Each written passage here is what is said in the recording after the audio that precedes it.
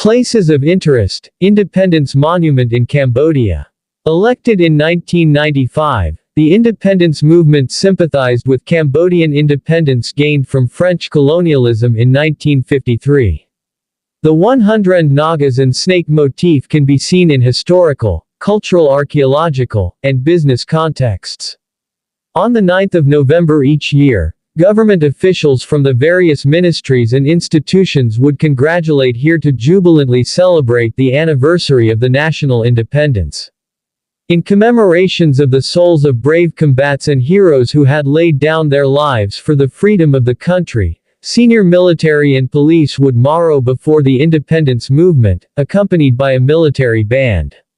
The king ceremoniously lights up to the glory torch places inside the monument, then in a festival manner colorful balloons are let loose into the sky. Royal Place. The Royal Palace of Cambodia is a complex of buildings, although it is generally understood to be the royal citadel of King Phonhea Yat (1393–1463), and rebuilt to its present state in 1886 when King Norodom (1904) relocated the royal capital from Outong to Phnom Penh. The buildings with beautiful towering spires are a great example of classic Khmer architecture found in Cambodia today. Along with numerous other interesting buildings, within the 135 square meter, 421 meters times 435 meters compound is of course the Khmeran Palace, known as Prasat Khiman, meaning the Palace of the Khmer King. This is officially the residence of His Majesty King Norodom Sihamoni. Tourists can visit the throne half-preach Tainang Teva Vinakhe, where coronation and official ceremony take place, the Temple of the Emerald Buddha Wat Preach Ko Morakat Stupas Chetal. A royal dining hall, the Chan Chaya Pavilion in a French-style building that was a gift from Napoleon III. Wat Phnom Don Pen. The Wat Phnom Temple is the most significant of all the temples in Phnom Penh. The temple has a close-knitted relationship to the capital city. This in effect is a sanctuary founded by Don Pen, Grandma Pen, a wealthy widow who in 1372, retrieved from the river a log with 5 Buddha statues in it and ordered to elevate a piece of her property on which to build a temple to house the statues. The 27 meters, 89 feet, high man-made hill became known as Wat Phnom Don Pen. Over the years, Wat Phnom has had numerous add-ons to the initial shrine that dwelt within the compound of this wonderful sanctuary. The most significant of which is the massive stupa that enshrines the ashes of King Phonhea Yat, who in 1434, arrived and built the city of Phnom Penh. Wat Phnom has become a central attraction in the city and is a must-visit when in Phnom Penh. Angkor Wat, Heritage of Humanity and World Wonder. Angkor Wat, which literally means city temple, is a Hindu temple complex built to replicate the heavens on earth. Constructed for King Suryavarman II in the early 12th century, it is the best preserved temple and is the only one to have remained a significant religious center since its foundation, first Hindu, dedicated to Vishnu, then Buddhist. The temple is the epitome of the high classical style of Khmer architecture. This magnificent temple combines two basic plans of Khmer temple architecture, the Temple Mountain and the later Galleried Temple, based on early South Indian Hindu architecture.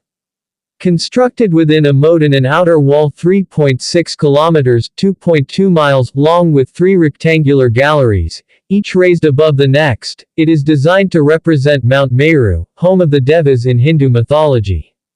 At the center of the temple stands a quincunx of towers. Unlike most Angkorian temples, Angkor Wat is oriented to the west, and this has scholars divided as to its significance. The temple is admired for the grandeur and harmony of the architecture.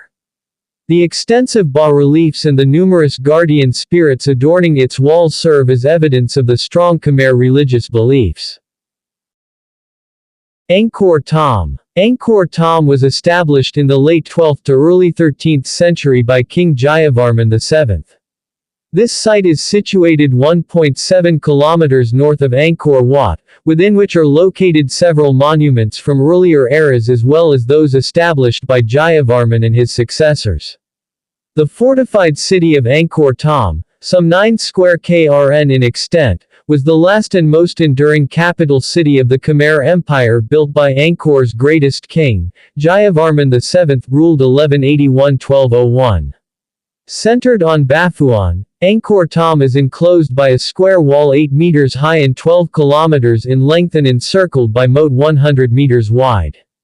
The city has 5 monumental gates, 1 each in the north, west and south walls and 2 in the east wall. In front of each gate stands giant statues of 54 gods to the left of the causeway, and 54 demons to the right of the causeway, a motif taken from the story of the churning of the ocean of milk illustrated in the famous bas-relief at Angkor Wat. In the center of the walled enclosure are the city's most important monuments, including the Bayon, the Baphuon, the Royal Enclosure, Phimanakas and the Terrace of Elephants. Bayon Temple. The Bayon is a richly decorated Khmer temple built in the late 12th century or early 13th century. Built at the center of King Jayavarman's capital Angkor Thom, was the last state temple to be built at Angkor, and the only Angkorian state temple to be built primarily as a Mahayana Buddhist shrine dedicated to the Buddha. Following Jayavarman's death, it was modified and augmented by later Hindu and Theravada Buddhist kings in accordance to their religious preferences. The Bayon's most distinctive feature is the multitude of serene and massive stone faces on the many towers that jut from the upper terrace and cluster around its center peak. The similarity of the 216 gigantic faces to other statues of Jayavarman VII has led many scholars to the hypothesize that the faces are representations of the king himself.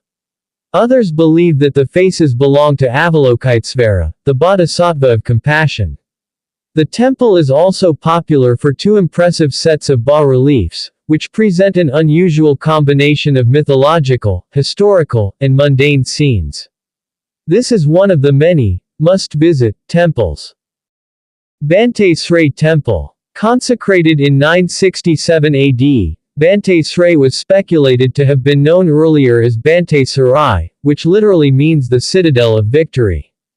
This was the only major temple at Angkor not built by a monarch. Its construction is credited to a courtier named Yajnavarha, who was a scholar and philanthropist and a counselor to King Rajendravarman. He was known to have helped those who suffered from illness, injustice or poverty. Bante Sray is built primarily in red sandstone, a medium that lends itself to the elaborate decorative wall carvings which are still observable in fine details today. Measured by the standards of Angkorian construction, the buildings themselves are miniature in scale.